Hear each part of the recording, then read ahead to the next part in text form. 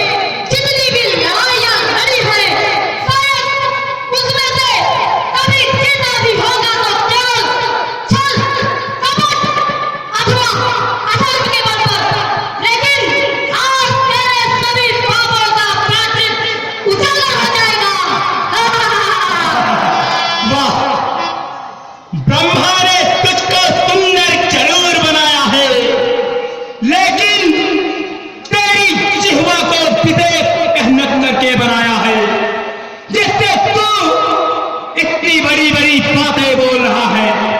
अरे ओ अयोध्या का मूर्ख भिखारी, भेषधारी, अभी तक तुमने हमको पूरी तरह पहचाना नहीं है। तुम बादल गरजता है, बादल गरजता है, बिजली चलती है, उसमें से जो आग निकलती है वो आग हूं मैं। सागर के मसले से जो भयंकर विष उत्पन्न हुआ था, उस